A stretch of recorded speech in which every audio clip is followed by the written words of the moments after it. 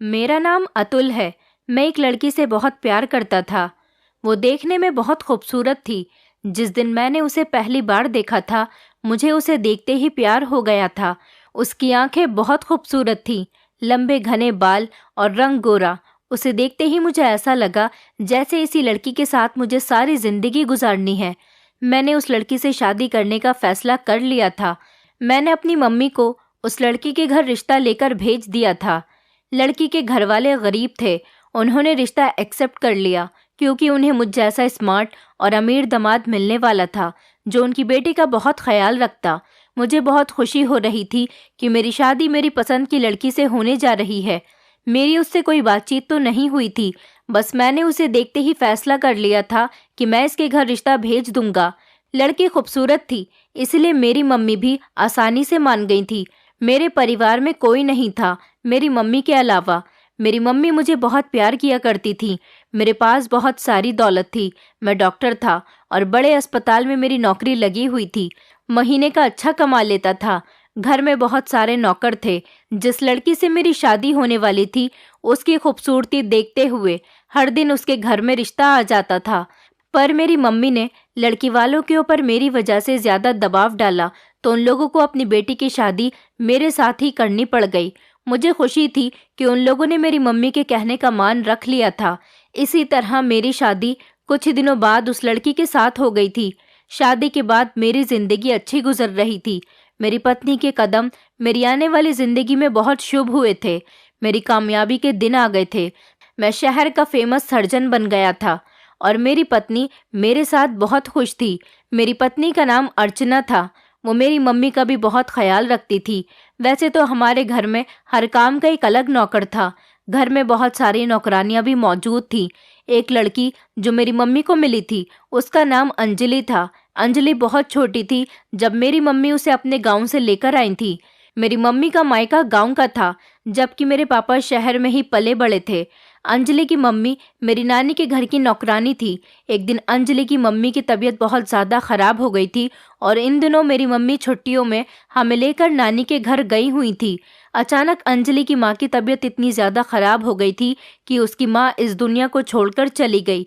अपनी माँ के मरने पर वो बहुत ज़्यादा रो रही थी क्योंकि उसके पिता ने उन दोनों माँ बेटी को छोड़कर दूसरी औरत से शादी कर ली थी। बेचारी अंजलि बेसहारा हो गई थी। मेरी माँ को उस पर बहुत तरस आया, इसलिए 3 साल की अंजलि को मेरी मम्मी हमारे घर लेकर आ गई थी। मेरी मम्मी ने उसे पाल पोस कर बड़ा किया, उसे घर के सारे कामकाज सिखाए और उसे जवान कर दिया। वो मुझसे उम्र में 2 साल छोटी है। वो हमारे घर में नौकरानी की तरह काम करती है, बल्कि मेरी मम्मी ने उसे अपने घर की सारी जिम्मेदारी दे रखी है। वो मेरी मम्मी का बहुत ख्याल रखती है। जब से मेरी पत्नी आई है, मैं देख रहा हूँ कि वो कुछ बुझी बुझी सी रहती है। मैं तो शुरू से ही उससे ज्यादा बातचीत नहीं करता। जब से बड़ा हुआ हूँ उससे बातचीत कम कर दी है, लेकिन जब छोटा था तो उसी के साथ खेला करता था। इसी तरह से वो हमारे घर की एक फैमिली मेंबर बन गई थी। मेरी मम्मी को तो अब उसकी आदत हो गई थी। उसने मेरी मम्मी को माँ की जगह दे दी थी। अंजलि शुरू से ही हमारे घर को बहुत अच्छी तरह से संभाल रही थी और हमारे घर की सबसे ज्यादा भरोसेमंद नौकरानी थी। मेरी मम्मी का कहना था कि वो भी अब जवान हो गई है, इसलिए वो उसके लिए अच्छा सा रिश्ता तलाश करके उसकी शादी कर देंगी। इधर मैं हॉस्पिटल से घर आता तो मेरी पत्नी मेरा अच्छे से तैयार होकर वेलकम करती थी। उसे देखते ही मेरा चेहरा खुशी से खिल उठता था। काफी दिनों से मेरी मम्मी की तबीयत खराब चल रही थी। अंजलि उनका पूरा ध्यान रख रही थी। इधर मेरी पत्नी हनीमून पर जाने की जिद कर रही थी। अब भला मेरी माँ की इतनी ज्यादा तबीयत खराब थी तो मैं अपनी मम्मी को बीमार छोड़कर कैसे जा सकता था। लेकिन मेरी पत्नी ने तो अपना मूड ही खराब कर लिया था। अंजलि ने मुझे भरोसा दिलाया कि वो मेरी मम्मी का ख्याल रखेगी। अगर कोई भी ऊंच नीच वाली बात हुई तो वो फौरन मुझे कॉल करके बता देगी। इधर अपनी पत्नी का नाराज होना और इधर मम्मी की तबीयत खराब होने से मैं बहुत ज़्यादा टेंशन में आ गया था। मुझे अंजलि पर पूरा भरोसा था, इसलिए मैं उसके भरोसे अपनी मम्मी को छोड़कर हनीमून पर चला गया था। हम लोग हनीमून पर मनाली गए थे। वहाँ मैंने नोटिस किया कि मेरी पत्नी के पास बार बार किसी की कॉल आ रही है। मैंने उससे पूछा भी तो उसने कहा कि कोई नहीं है, बस कंपनी वाले इसी तरह से परेशान करते रहते हैं। 15 दिन का ट्रिप पूरा होने के बाद हम लोग अपने घर वापस आ गए थे। अंजलि ने मम्मी का अच्छी तरह से ख्याल रखा था, लेकिन मम्मी की तबीयत अभी तक ठीक होने का नाम नहीं ले रही थी। अभी भी उनकी हालत सीरियस थी। मेरी पत्नी हनीमून से आने के बाद बहुत ज़्यादा खुश थी, क्योंकि उसे हमारे घर पर बहुत ज़्यादा ऐशो आराम मिल रहा था। मेरी पत्नी और अंजलि की आपस में अच्छी दोस्ती हो गई थी। अंजलि ने मेरी पत्नी को अपनी पूरी जिंदगी के बारे में बता दिया था। कुछ दिनों बाद मेरी मम्मी की डेथ हो गई थी। मुझे अपनी मम्मी की मौत का सबसे ज्यादा अफसोस हुआ था। कुछ दिन तक तो हम लोगों ने बहुत ज्यादा गम किया, लेकिन धीरे धीरे हम सब रूटीन पर आ गए थे। मेरी मम्मी की मौत का सबसे ज्यादा सदमा अंजलि को हुआ था, क्योंकि वो मेरी मम्मी का बहुत ख्याल रखती थी और उसने बचपन से ही मेरी मम्मी को अपना सब कुछ माना हुआ था। मैं तो हॉस्पिटल चला जाया करता था, लेकिन इस बात से बेफिक्र था कि अंजलि मेरी पत्नी का भी अच्छी तरह से ख्याल रख लेगी। वो हर काम अच्छी तरह से संभाल लिया करती थी। उसने मेरी पत्नी को बहुत अहमियत देना शुरू कर दी थी। एक दिन मेरी पत्नी मेरे साथ मार्केट चली गई थी। वहां से आने के बाद वो बहुत ज़्यादा थक गई थी। अंजलि को जब पता चला कि मेरी पत्नी बहुत ज़्यादा थक गई है, तो वो हमारे कमरे में आ गई। मेरी पत्नी बिस्तर पर ही लेटी हुई थी और मैं लैपटॉप चलाने में बिजी था। अंजलि ने मेरी पत्नी को थका थका देखा तो कहने लगी, आज आप बहुत थक गई हो, मैं आपकी टांगे दबा देती हूँ। मेरी पत्नी ने बिना हिचकिचाए और बिना उससे मना किए टांगे दबवाने पर राजी हो गई। मैं तो ये सब सुनकर चौंक गया था कि मेरी पत्नी उसे इस काम के लिए मना भी तो कर सकती थी, क्योंकि मेरी पत्नी को हमारे घर में आने के बाद अमीरों वाली फीलिंग आने लगी थी। वो सारे नौकरों के ऊपर भी किसी महारानी की तरह हुक्म चलाती थी। मैंने अंजलि को मना भी किया कि वो रहने दे, मैं अर्चना को थकान उतारने की दवाई दे देता हूँ, लेकिन मेरी पत्नी ने कहा कि जो सुकून टांगे दबाने से मिल सकता है वो दवाई से नहीं मिलेगा, तुम मेरी टांगे दबा दो। मुझे एहसास हुआ कि मेरी पत्नी ने मेरी बात का जवाब बहुत सख्ती से दिया था। मुझे उसका इस तरह से बोलने का अंदाज बिल्कुल भी पसंद नहीं आया था। पहले तो अंजलि मेरी पत्नी के लिए हल्दी वाला दूध बनाकर ले आई। वो पीने के बाद मेरी पत्नी के पैर दबाने के लिए बैठ गई। दरअसल अंजलि बहादुर और नरम दिल की लड़की थी। अगर उससे कोई भी किसी काम के लिए कह देता था तो वो मन लगाकर उस काम को करती थी। कभी उसने किसी के काम को मना नहीं किया था। वो बहुत मेहनती थी। अंजलि अर्चना के लगातार पूरे 1 घंटे तक पैर दबाती रही थी। बहुत ज्यादा रात हो गई थी। मैं तो लैपटॉप बंद करके सो गया था। इधर मेरी पत्नी भी सो चुकी थी। मैंने अंजलि से कहा, अंजलि अब तुम जाओ, मैं कमरा बंद करने वाला हूँ। अर्चना अब सो चुकी है। अंजलि कमरे से बाहर चली गई थी और इतनी ही देर में हम लोग भी सो गए थे। अगले दिन फिर ऐसा ही हुआ। जैसे ही मैं रात को अस्पताल से घर आता तो देखता कि अंजलि घर का सारा काम कर रही होती और मेरी पत्नी कमरे में आराम कर रही होती थी। मैंने चारों तरफ नजर दौड़ाकर देखा तो अंजलि के अलावा मुझे कोई भी नौकर घर में दिखाई नहीं दे रहा था। मुझे लगा कि शायद नौकर छुट्टी पर होंगे, लेकिन हम लोग खाना भी खा चुके थे। पर मुझे अंजलि के अलावा घर में कोई भी नौकर दिखाई नहीं दे रहा था। इधर मेरी पत्नी कमरे से बाहर नहीं निकल रही थी। उसे तो बस आराम के अलावा कोई दूसरा काम ही नहीं था। जब देखो कमरे में या तो टीवी देखती रहती थी या फिर मोबाइल में बिजी रहती थी। अगले दिन भी ऐसा हुआ था। घर में मुझे कोई नौकर दिखाई नहीं दे रहा था। जब मैंने इस बारे में अंजलि से पूछा कि घर के सारे नौकर कहाँ गए, तो उसने कहा कि अर्चना ने सारे नौकरों को घर से निकाल दिया।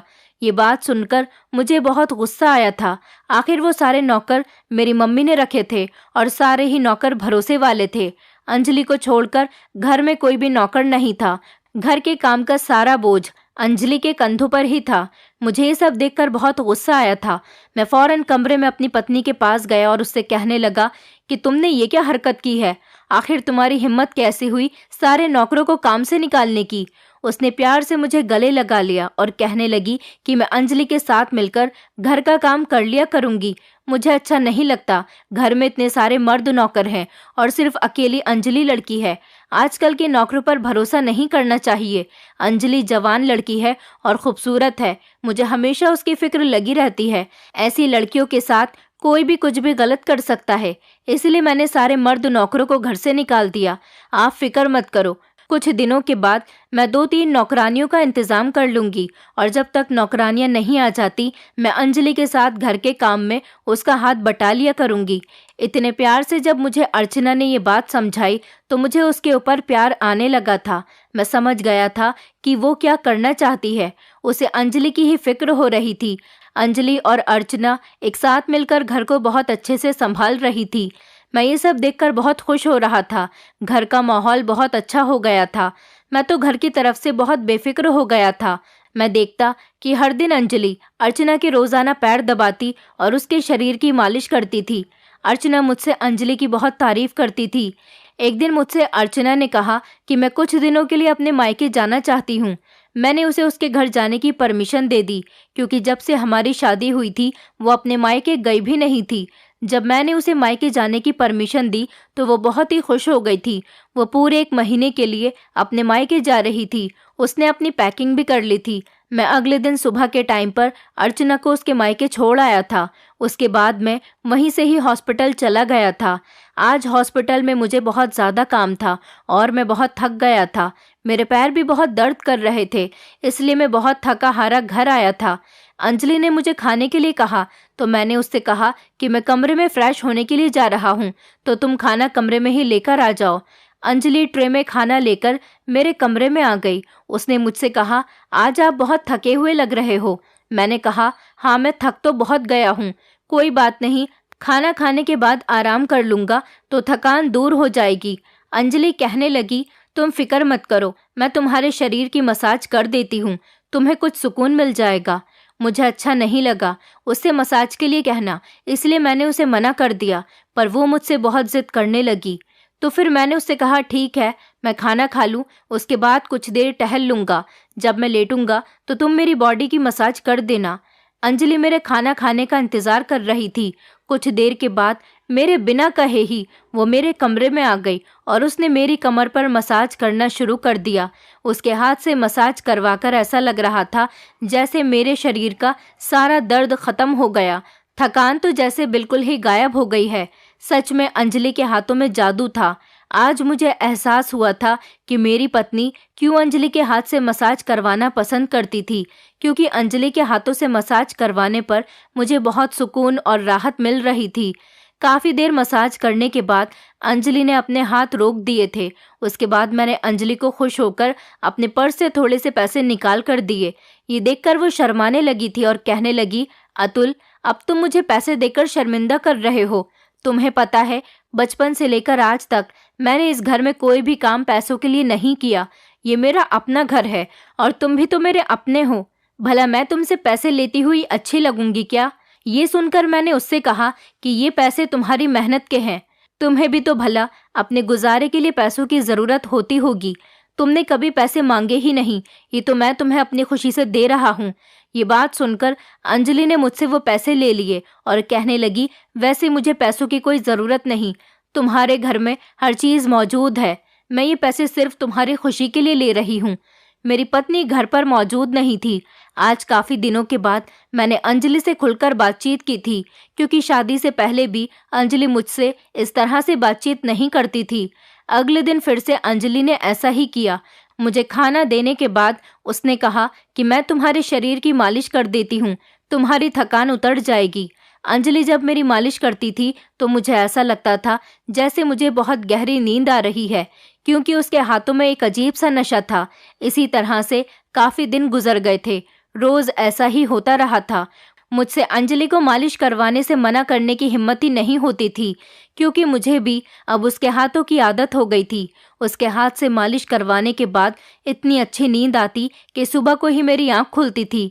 मेरी पत्नी तो मायके जाने के बाद मुझे वो बिल्कुल ही भूल गई थी। वो मुझे कॉल भी नहीं करती थी, बल्कि अगर कॉल करती तो कहती कि मैं मम्मी के साथ शॉपिंग करने के लिए जा रही हूँ, मेरे अकाउंट में पैसे डाल दो। या फिर वो अपनी मर्जी की कोई ना कोई चीज़ मंगवाने के लिए ही मुझसे कॉल किया करती थी। उसे गए हुए 1 हफ्ता हो गया था, लेकिन अभी तक उसने कॉल पर मुझसे ये नहीं पूछा था कि तुम कैसे हो, तुम क्या कर रहे हो। बस वो अपने काम के लिए कॉल करती और अपना काम पूरा हो जाने के बाद फ़ोन बंद कर दिया करती थी। मेरी पत्नी अपने मायके के लिए 1 महीने का कहकर गई थी, लेकिन पूरे 15 दिन बाद वो घर पर वापस आ गई थी। उसके बिहेवियर में मुझे कुछ चेंजेस नजर आ रहे थे। मैं उसकी खातिर सब कुछ करना चाहता था, मगर वो तो न जाने अपनी अलग ही दुनिया में खोई हुई थी। सारा दिन कमरे में रहती, कमरे से बाहर ही नहीं निकलती थी। अगर मैं उसे कहीं बाहर घुमाने की बात करता तो वो मुझे फौरन मना कर दिया करती थी। कुछ दिन वो फिर घर पर रही और उसके बाद फिर उसने कहा कि मैं अपने मायके जाना चाहती हूँ। मैं तो उसकी हर खुशी में राजी रहता था, इसलिए उसने जैसा मुझसे कहा मैंने वैसा ही कर दिया। वो मायके गई तो 50,000 रुपये अपने खर्चे के लिए ले गई थी। मैंने खुशी खुशी उसे पैसे दे दिए थे, क्योंकि मेरा जो कुछ भी था वो उसका ही तो था। लेकिन इधर मैं देख रहा था कि अंजलि मेरे बहुत करीब आने की कोशिश कर रही थी। अंजलि हर दिन मुझसे कहती कि मैं आपके शरीर की मालिश कर देती हूँ, या फिर वो कहती कि मैं आपके पैर दबा देती हूँ।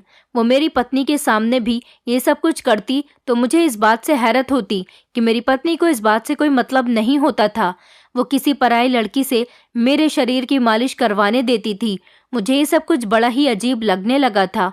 एक दिन मैंने अंजलि से कहा, अंजलि तुम्हारे हाथों में तो सच में जादू है, इसीलिए तो मेरी सारी थकान उतर जाती है। अंजलि कहने लगी, अतुल मुझे तुम्हारे सारे काम करने ही बहुत अच्छे लगते हैं। एक दिन अंजलि ने मुझसे जिद बांध ली कि मुझे कहीं बाहर घुमाने चलो। मैंने उससे कहा, अंजलि मैं बिजी हूँ, अभी तुम्हें बाहर नहीं लेकर जा सकता। लेकिन वो जबरदस्ती मेरे पीछे पड़ गई। कहने लगी, मुझे तो बाहर ही जाना है, प्लीज मुझे लेकर चलो, तुम्हारी बहुत मेहरबानी होगी। अस्पताल में पेशेंट मेरा इंतजार कर रहे थे। मुझे अच्छा नहीं लगा ज्यादा अंजलि से इनकार करना, क्योंकि वो बेचारी हमारे लिए बहुत कुछ करती थी। आज तक हमने उसके लिए किया ही क्या था। मैं अंजलि को लेकर एक कैफे में चला गया। कैफे जाने के बाद मैंने देखा कि अंजलि बड़ी अजीब अजीब सी हरकतें कर रही थी। वो न जाने चारों तरफ किसको ढूंढ रही थी। मेरी तो कुछ भी समझ में नहीं आ रहा था। मैंने अंजलि से कहा, अंजलि तुम यहाँ ऐसे इस तरह से बिहेव क्यों कर रही हो? लोगों को हम पर शक होने लगेगा। अंजलि कहने लगी, यहाँ पर मेरी एक दोस्त आने वाली थी। मैं सोच रही थी कि आपको अपनी दोस्त से मिलवा दूं, लेकिन वो मुझे कहीं नजर नहीं आ रही। मैंने कहा, लेकिन तुम्हारी तो कोई दोस्त ही नहीं है। मेरी इस बात पर अंजलि खामोश हो गई थी। कहने लगी, मेरी दोस्त है, वो हमारे घर के आसपास की ही है। उसकी शादी हो गई है। वो अपने पति के साथ यहाँ आने वाली थी। शायद वो थोड़ी देर के बाद यहाँ आए। मैंने अंजलि से कहा, तुम यहाँ कुछ खाने पीने आई हो या फिर अपनी दोस्त से मिलने के लिए आई हो? मैंने अंजलि को कहा, चलो मैं तुम्हें घर ड्रॉप कर देता हूँ, मुझे हॉस्पिटल भी जाना है, वहां पर मेरे पेशेंट इंतजार कर रहे होंगे। अंजलि ने थोड़ी देर करते हुए मेरे पूरे 2 घंटे खराब कर दिए थे। ना तो उसने कुछ खाया पिया था और ना ही वो मुझसे किसी तरह की कोई बात कर रही थी। मैं नोटिस कर रहा था कि उसकी नजरें चारों तरफ दौड़ रही थी। फिर 2-2.5 घंटे पूरे होने के बाद अंजलि ने अपना मुंह लटकाते हुए कहा, चलो आप मुझे घर छोड़ दो। मैंने उसे घर ड्रॉप कर दिया था। मुझे तो अंजलि अब पागल लगने लगी थी, क्योंकि आज जो उसने हरकत की थी बिल्कुल पागलों वाली ही की थी, क्योंकि घर से बाहर निकलने का उसका मुझे कोई मकसद ही समझ नहीं आया था। फिर रात को जब मैं घर आया तो अंजलि मुझसे कहने लगी, अतुल मैं तुमसे एक बात करना चाहती हूँ। मैंने उससे कहा, हाँ बताओ, क्या बात करना चाहती हो? तो उसने बातों को घुमा फिराकर मुझे बताना शुरू किया। न जाने वो क्या बताना चाह रही थी, मेरी तो कुछ भी समझ में नहीं आया था। सच में अंजलि पागल हो चुकी थी। मैंने अंजलि से कहा, पहले तुम सोच लो कि तुम्हें क्या कहना है, उसके बाद मुझसे बात करना। मैंने उसे डांट दिया था और वो खामोश हो गई थी, क्योंकि वो मेरा टाइम वेस्ट कर रही थी। कुछ दिनों बाद मेरी पत्नी अपने मायके से जब घर वापस आई तो वो बहुत खुश नजर आ रही थी। आते ही उसने मुझे गले से लगा लिया और मेरी पत्नी ने कहा कि मुझे आपसे कुछ पेपर्स पर साइन चाहिए। मैंने कहा, ठीक है, मुझे दिखा दो पेपर्स, मैं साइन कर दूंगा। अर्चना ने मुझे वो पेपर्स पढ़ने ही नहीं दिए। उसने कहा कि ये पेपर्स एक एनजीओ के पेपर्स हैं, जहां पर मैं भारी डोनेशन करना चाहती हूँ। मैं वो डोनेशन अपने अकाउंट से कटवा दूंगी, और सबसे अच्छी बात तो यह है कि मुझे एनजीओ का ओनर बनाया जा रहा है। मैंने अर्चना से कहा कि ये तो बहुत अच्छी बात है। मैं अपनी पत्नी के इस नेक काम से बहुत खुश हुआ था। मैंने खुशी खुशी उन पेपर्स पर साइन कर दिया और अपनी पत्नी को बहुत ही प्यार किया। मेरी पत्नी के सामने ही फिर से अंजलि कमरे में आ गई थी। उसने कहा, अतुल मैं तुम्हारी मालिश कर देती हूँ, आओ लेट जाओ। लेकिन मैं आज मालिश नहीं करवाना चाहता था, क्योंकि आज बहुत दिनों के बाद मुझे अपनी पत्नी के साथ टाइम स्पेंड करने का मौका मिला था। मैंने अंजलि से कमरे से बाहर जाने के लिए कहा और कहा कि आज नहीं, आज तुम कमरे से चली जाओ। आज मेरी मालिश मेरी पत्नी करेगी। अर्चना मेरी तरफ देखकर कुछ कंफ्यूज सी हो गई थी। उसने अंजलि से कहा, नहीं अंजलि, तुम्हारे हाथों में जादू है। तुम मेरे पति की कमर की मालिश कर दो। मुझे पता है कि मेरे पति को तुम्हारे हाथ से मालिश करवाने पर बहुत सुकून मिलता है। ये कहते हुए अर्चना कमरे से बाहर चली गई थी। मुझे अर्चना की इस बात पर बहुत गुस्सा आया था, क्योंकि काफी टाइम हो गया था हम दोनों को अकेले में एक साथ टाइम स्पेंड करे हुए। मैं अकेले में अर्चना से कुछ बातें करना चाहता था, उसके साथ थोड़ा अपना मूड अच्छा करना चाहता था, लेकिन वो मेरी इस बात को समझ ही नहीं रही थी। काफी दिनों से जब मैं थका हारा घर पर आ जाता तो वो कमरे में सो जाती थी, या फिर इतने दिनों से तो वो अपने मायके में रह रही थी। उसे मेरी बात को समझना चाहिए था। आखिर मैं उसका पति हूँ। मैं उसके साथ टाइम स्पेंड नहीं करूंगा तो फिर किसके साथ करूं? मुझे भी गुस्सा आ गया था। मैंने अंजलि को डांट कर कमरे से भेज दिया था। अंजलि की आंखों में आंसू देखकर मेरा दिल तड़पने लगा था। वो बेचारी कमरे से बाहर चली गई थी और बहुत ज्यादा रोने लगी थी। आखिर इस सब में उसकी क्या गलती थी? वो भी तो मेरी थकान उतारने के लिए ही ये सब कुछ कर रही थी। मैं कमरे से बाहर निकला और अंजलि के कमरे में चला गया। वहां जाकर मैंने अंजलि से माफी मांगी, क्योंकि मुझे लगा था कि मैंने उस बेचारी को डांटकर अच्छा नहीं किया। काफी देर तक तो अंजलि खामोश रही। फिर उसके बाद उसने कहा कि मैं यह सब कुछ आपके फायदे के लिए ही करती हूँ। मैंने उससे कहा, अच्छा बाबा, मुझे माफ कर दो। चलो मेरे साथ कमरे में और मेरे शरीर की मालिश कर दो। मैं बहुत थक गया हूँ। अंजलि मेरे कमरे में मेरे साथ आ गई और तेल लगा लगाकर मेरी कमर की मालिश करने लगी। लेकिन उसके बाद जो हुआ उसने मेरे होश उड़ा दिए थे। लगभग आधे घंटे के बाद कमरे के अंदर अर्चना आई थी। अर्चना को बहुत ज्यादा गुस्सा आ रहा था। उसने जोर से अंजलि का हाथ पकड़ के उसे जमीन पर गिरा दिया। उसके साथ उसके माता पिता भी मौजूद थे। ये सब देखकर मैं भी हैरान रह गया था। मैंने अर्चना से कहा, ये तुम क्या कर रही हो? उसने मुझसे कहा, मुझे पता है तुम दोनों का चक्कर चल रहा है और तुम लोग चोरी चुपके मुझे बेवकूफ बना रहे हो। मैं काफी दिनों से नोटिस कर रही हूँ कि ये अंजलि तुम्हारे साथ बहुत ज्यादा चिपक रही है। मैंने अर्चना से कहा, तुम पागल हो गई हो क्या? तुमने ही तो अभी थोड़ी देर पहले कहा था कि अंजलि से मालिश करवा लो, उसके हाथों में जादू है। अब तुम ये कैसी पागलों वाली बातें कर रही हो? अर्चना अपने मम्मी पापा से कहने लगी, देखिए मम्मी पापा, क्या कोई लड़की अपने पति से खुद ये बात कह सकती है कि नौकरानी से चिपक कर रहो? बल्कि उससे चिपको ही नहीं, अकेले कमरे में उससे अपने शरीर की मालिश करवाओ। ये दोनों मुझे काफी दिनों से बेवकूफ बना रहे हैं। इन दोनों का चोरी चुपके कुछ तो चल रहा है। जब मैं मायके जाती हूँ तो इन दोनों को खुलकर एक दूसरे के साथ मोहब्बत करने का मौका मिल जाता है। ये बात सुनकर अर्चना की मम्मी पापा को भी बहुत गुस्सा आया था। अर्चना की मम्मी ने अंजलि का हाथ पकड़ा और कहने लगी, इस लड़की को घर से बाहर निकाल दो। मैंने तभी अर्चना की मम्मी से कहा कि आपकी बेटी झूठ बोल रही है। अंजलि और मेरा ऐसा कुछ भी नहीं चल रहा, बल्कि जो कुछ भी होता है आपकी बेटी की आंखों के सामने ही होता है। इसमें अंजलि की कोई गलती नहीं है। अर्चना और उसकी मम्मी ने मेरी एक नहीं सुनी, बल्कि अंजलि का हाथ पकड़कर जबरदस्ती उसे घर से बाहर निकाल दिया। अर्चना के पापा कहने लगे, अगर इस लड़की को घर से बाहर नहीं निकाला तो हम अपनी बेटी को अपने साथ लेकर चले जाएंगे और उसके बाद तुम्हें मेरी बेटी को डिवोर्स देनी होगी। मैं अपने घर को बर्बाद नहीं करना चाहता था। ये बात तो मुझे अच्छी तरह से पता थी कि आज ये सब ड्रामा अर्चना ने ही किया है। मैं खामोश रहा था। काफी दिनों तक तो मैंने अर्चना से बात भी नहीं की थी। अंजलि ना जाने कहाँ चली गई थी। उस बेचारी का तो इस दुनिया में हमारे अलावा कोई था भी नहीं। मुझे हमेशा उसकी टेंशन लगी रहती थी। उस दिन मैं सिर्फ अर्चना को खोने के डर से खामोश रहा था, क्योंकि मैं उससे बहुत प्यार करता था। मैं नहीं चाहता था कि मेरी पत्नी मुझे छोड़कर चली जाए। इसी वजह से मैंने अंजलि को रोकने की ज्यादा कोशिश नहीं की थी। ये मेरी सबसे बड़ी गलती थी कि मैंने उस बेकसूर लड़की पर जुल्म होने दिया था, और ये सब कुछ मैं अपनी आंखों से खामोशी से देखता रहा।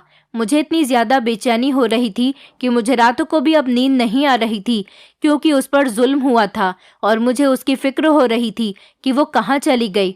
न जाने वो किस हाल में होगी। इस बात को 2-3 दिन गुजर गए थे। मैं अंजलि की तलाश करने के लिए निकल पड़ा था। अंजलि को मैंने हर जगह तलाश कर लिया था, पर वो मुझे कहीं भी नहीं मिल रही थी।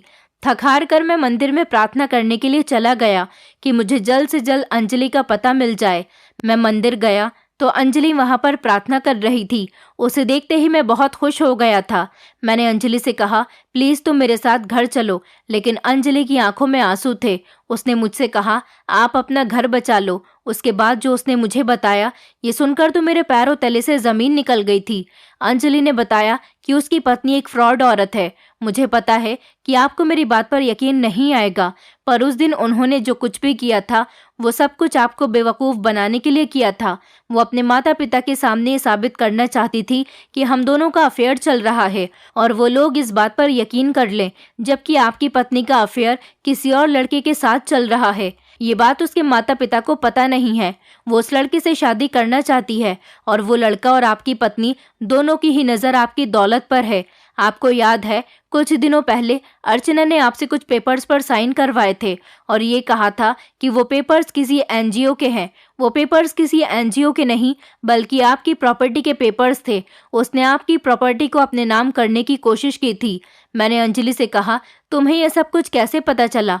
तुम इतने यकीन के साथ ये सब कुछ कैसे कह सकती हो? अंजलि ने कहा कि आपकी मम्मी के मरने से पहले ही मुझे ये बात पता है, क्योंकि आपके अस्पताल जाने के बाद आपकी पत्नी अपने बॉयफ्रेंड से फ़ोन पर बातें किया करती थी। एक दिन मैंने उसकी सारी बातें सुन ली थी। मैंने आपको बताने की बहुत कोशिश की, पर मुझे लगा कि शायद आप अपनी पत्नी के प्यार में इतने अंधे हो कि कभी मेरी बात का यकीन ही नहीं करोगे। तुम्हारी पत्नी चाहती थी कि वो अपने बॉयफ्रेंड को घर में मिलने के लिए बुला सके, पर तुम्हारी मम्मी और इतने सारे नौकरों की मौजूदगी में वो अपने बॉयफ्रेंड को घर पर नहीं बुला सकती थी। जैसे ही तुम्हारी मम्मी की डेथ हो गई, उसने कुछ दिनों बाद ही घर के सारे नौकरों को काम से निकाल दिया और वो मुझे किसी न किसी बहाने से काम में लगा दिया करती और खुद अपने बॉयफ्रेंड को मिलने के लिए कमरे में बुला लिया करती थी। मैं चाहती तो उसे रंगे हाथों भी पकड़वा सकती थी, पर मैंने ऐसा नहीं किया क्योंकि तुम उससे बहुत प्यार करते हो। शायद तुम ये सदमा बर्दाश्त नहीं करते, इसलिए मैंने सोचा कि जैसे चल रहा है वैसा ही चलने दूं। जब तुम्हें पता चलेगा तब तुम्हारा अंधी मोहब्बत पर से भी भरोसा उठ जाएगा। मैंने अंजलि की ये बात सुनने के बाद कहा, अगर मैं तुम्हारी बात पर अभी भी यकीन ना करूं तो? अंजलि कहने लगी, जाओ, तुम्हारे घर पर तुम्हारी पत्नी वकील के साथ तुम्हारा इंतजार कर रही होगी, क्योंकि तुम पेपर पर साइन कर चुके हो। तुम्हारी सारी प्रॉपर्टी तुम्हारी पत्नी के नाम हो चुकी है। ये सुनकर तो मेरे होश उड़ गए थे। मैंने अंजलि से कहा कि मेरे साथ घर चलो पहले। वो इनकार करने लगी, पर मैंने उससे कहा, तुमने मुझे इतना सब कुछ बताया है, अगर आगे मैं किसी प्रॉब्लम में फंस गया तो मुझे उससे निकालने का सॉल्यूशन भी तुम ही दोगी। ये बात सुनकर वो मेरे साथ मेरे घर आ गई थी और उसने जैसा कहा था वो सब कुछ सच निकला था। हम जैसे ही घर पहुंचे तो वकील मेरी पत्नी के साथ इंतजार कर रहा था। मेरी पत्नी ने कहा कि अब तुम अपना सामान उठाओ और इस घर से निकल जाओ। अर्चना के मुंह से ये बात सुनकर मेरे पैरों तले से जमीन निकल गई थी। इसका मतलब ये था कि अंजलि ने मुझे सब कुछ सच सच बताया था। घर पर मेरी पत्नी का बॉयफ्रेंड और वकील भी मौजूद थे। मैंने कहा, तो तुमने ये झूठा नाटक मेरी प्रॉपर्टी लेने के लिए किया था? तुम्हें मुझसे कोई प्यार नहीं था, बल्कि तुम इतने दिनों से मुझे धोखा दे रही थी। अर्चना मेरी आंखों के सामने ही अपने बॉयफ्रेंड का हाथ पकड़कर खड़ी हो गई और कहने लगी, हाँ, मैं तुमसे प्यार नहीं करती, मैं इससे ही प्यार करती हूँ और मैं ये सब कुछ तुम्हारी दौलत हासिल करने के लिए ही कर रही थी। और उस दिन मैंने तुम्हें अपने माँ बाप की आंखों में भी गलत साबित कर दिया। अब तुम जल्दी से इस घर से निकल जाओ और मुझे डिवोर्स दे दो। अर्चना ने डिवोर्स के पेपर भी मेरे सामने रख दिए थे। मैंने कहा, पागल औरत, मैं कभी भी तुझे डिवोर्स नहीं दूंगा। मुझे नहीं पता था कि तू इस हद तक गिर सकती है। मुझे अर्चना पर बहुत गुस्सा आ रहा था। मैं उस पर हाथ उठाने वाला ही था कि तभी अंजलि ने मेरा हाथ पकड़ लिया और वो कहने लगी, अतुल, घर से बाहर निकलने का समय हमारा नहीं बल्कि इन लोगों का है। तुम्हारी पत्नी ने प्रॉपर्टी के पेपर्स पर साइन तो जरूर करवाए थे, मगर वो फर्जी पेपर्स हैं। ये बात सुनकर अर्चना के होश उड़ गए थे। अंजलि ने कहा, हाँ, मैं सच कह रही हूँ। मुझे तुम्हारी प्लानिंग के बारे में पहले से ही पता था, क्योंकि जब जब तुम अपने बॉयफ्रेंड से बात किया करती थी मैं तुम्हारी बातों पर ध्यान दिया करती थी। इसलिए मैंने प्रॉपर्टी के फर्जी पेपर्स पहले ही तैयार करवा लिए थे। मुझे पता था जिस दिन तुम अतुल के साइन करवाने वाली थी उसी दिन मैंने ओरिजिनल पेपर्स फेक पेपर्स से चेंज कर दिए और तुमने अतुल से फेक पेपर्स पर साइन लिए थे। ये सब कहकर अंजलि खामोश हो गई थी। मैंने बड़ी हैरानी से अंजलि की तरफ देखा कि सच में उसने आज मेरी प्रॉपर्टी को भी बचा लिया था। अब मैं कोई रिस्क नहीं ले सकता था। मैंने उन लोगों को पुलिस के हवाले कर दिया क्योंकि वो लोग मुझे बेवकूफ़ बना रहे थे।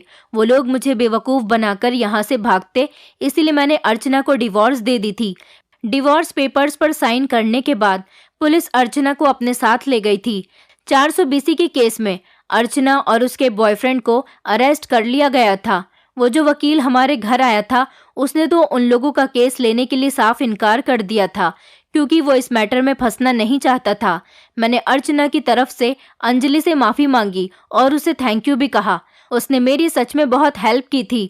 अंजलि कहने लगी, मैं बचपन से ही तुमसे बहुत प्यार करती हूँ, पर कभी तुमसे इस बारे में कहने की हिम्मत नहीं हुई कि कहीं तुम मुझे रिजेक्ट न कर दो, क्योंकि हूँ तो मैं तुम्हारे घर की नौकरानी ही। भला तुम मुझ जैसी लड़की से शादी कैसे कर सकते थे? मैं जानती थी कि तुम अपनी पत्नी से बहुत प्यार करते हो, इसलिए मैंने तुम्हें शादी से पहले भी ये बात नहीं बताई थी, क्योंकि इंसान को शादी उसी से करनी चाहिए जिसे वो पसंद करता हो। ये बात कहकर अंजलि खामोश हो गई थी। मैंने उससे कहा, पर कभी कभी अपनी पसंद में खोट भी निकल आती है। देखो अर्चना ने मेरे साथ क्या किया। अगर तुम शादी से पहले मुझे बता देती कि तुम मुझसे प्यार करती हो और शायद मेरे दिल में तुमसे शादी करने का ख्याल आ जाता, तो आज मेरे साथ ये सब कुछ नहीं होता। लेकिन क्या तुम अब मुझसे शादी कर सकती हो? जो हुआ उसे भूल जाओ। ये बात सुनने के बाद अंजलि बहुत खुश हो गई थी। मैंने अंजलि से शादी कर ली और हम दोनों बहुत खुशी खुशी जिंदगी गुजार रहे हैं। अर्चना के माँ बाप ने उनकी जमानत करवा दी थी।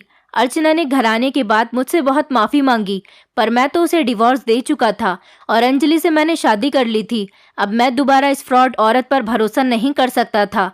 अर्चना अपने किए पर बहुत पछताती है क्योंकि उसके बॉयफ्रेंड ने सिर्फ उससे इसलिए प्यार किया था क्योंकि उसे अर्चना के थ्रू मेरी प्रॉपर्टी मिल सकती थी।